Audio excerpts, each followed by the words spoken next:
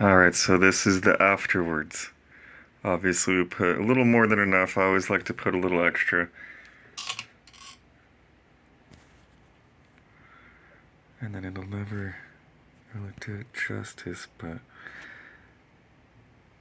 everything's all nice and lined up. Yeah, there's too much glare and everything from the shiny solder joints. And that's the bottom.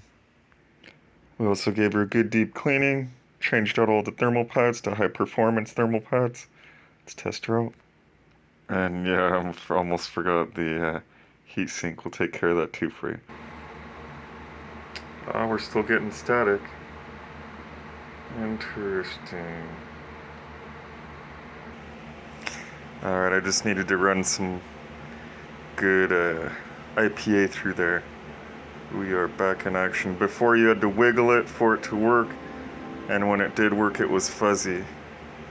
So, anyhow, thanks for tuning in. Be sure to like, subscribe, and comment. New videos every Sunday. Store now open. Memberships available. Refurb units available as well.